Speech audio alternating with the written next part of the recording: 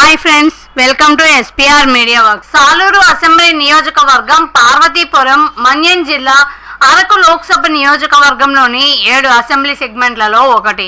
ఈ నియోజకవర్గం 1951లో ఏర్పాటైంది. 2019 నాటికి ఈ నియోజకవర్గంలో మొత్తం 1,90,619 మంది ఓటర్లు ఉన్నారు. సాలూరు అసెంబ్లీ నియోజకవర్గం విషయానికి వస్తే, గిరిజన ఓటర్లతో ఉండే ఈ సెగ్మెంట్ తెలుగుదేశం పార్టీకి కంచుకోట. ఇక్కడ టీడీపీ 5 సార్లు, కాంగ్రెస్ 3 సార్లు, ఇండిపెండెంట్లు 2 సార్లు, వైసీపీ 2 సార్లు, కృషికార్ లోక్ పార్టీ 1 సారి, ప్రజా సోషలిస్ట్ పార్టీ 1 సారి, సిపిఐ 1 సారి విజయం సాధించాయి. గత అసెంబ్లీ ఎన్నికలలో వైసీపీ అభ్యర్థిగా పోటీ చేసి గెలిచిన రాజన్న దొర పీడిక ప్రస్తుతం ఈ నియోజకవర్గం యొక్క సిట్టింగ్ ఎమ్మెల్యే. ఈ క్రమంలో గత ఎన్నికల ఫలితాలని ఒకసారి విశ్లేషిద్దాం. 2009 ఎన్నికలలో కాంగ్రెస్ అభ్యర్థి రాజన్న దొర పీడిక, టీడీపీ అభ్యర్థి గుమ్మిడి సంధ్యారాణి మరియు పీఆర్పీ అభ్యర్థి హనుమంతరావు టీవీలపై పోటీ చేసి 1,656 ఓట్ల మెజార్టీతో గెలుపొందారు. 2014 ఎన్నికలలో వైసీపీ అభ్యర్థి రాజన్న దొర పీడిక, టీడీపీ అభ్యర్థి రాజేంద్ర ప్రతాప్ బంజ్ దియోలపై పోటీ చేసి 4,997 ఓట్ల మెజార్టీతో గెలుపొందారు.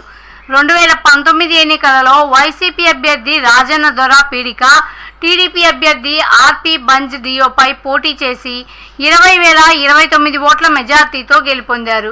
2024 ఎన్నికలలో వైసీపీ అభ్యర్థి రాజన్న దొర పీడిక, టీడీపీ అభ్యర్థి గుమ్మిడి సంధ్యారాణి మరియు కాంగ్రెస్ అభ్యర్థి మువ్వల పుష్పారావుపై మధ్య పోరు జరగనుంది. ప్రజాస్వామ్యం వర్ధిల్లాలన్నా, మన జీవితాలు తలరాతలు మారాలన్నా అది కేవలం ఒక్క ఓటుతోనే సాధ్యం. మనం వేసే ఓటు మన భవిష్యత్తును, రాబోయే తరాల మనుగడను నిర్ణయిస్తుంది. అంతేకాదు, మన ఓటుతోనే నవ సమాజం నిర్మితమవుతుంది, ఇంకా దేశ దిశ దశను మారుస్తుంది. ఓటు అనే 2 అక్షరాల పదం దేశ చరిత్రనే మార్చేస్తుంది. కేంద్ర ప్రభుత్వం జనవరి 25ను జాతీయ ఓటర్ల దినోత్సవంగా ప్రకటించింది. కుల, మత, ప్రాంత, లింగ, జాతి, భాష అనే భేదం లేకుండా దేశంలో నివసించే 18 సంవత్సరాలు నిండిన పౌరులు అందరికీ భారత రాజ్యాంగం ఆర్టికల్ 326 ద్వారా ఓటు హక్కును కల్పిస్తుంది. ప్రజాస్వామ్యాన్ని గౌరవించాల్సిన బాధ్యత ప్రతి పౌరుడిపై ఉంది. ప్రజాస్వామ్యానికి ఓటే పునాది. దేశ, రాష్ట్ర భవిష్యత్తును నిర్ణయించేది ఈ ఓటే. అలాంటి ఈ ఓటును డబ్బుకు, మద్యానికి అమ్ముకోకుండా భారత ప్రజాస్వామ్య పరిరక్షణ కోసం ప్రతి ఒక్కరూ తప్పనిసరిగా తమ ఓటు హక్కు వినియోగించుకోవాలి.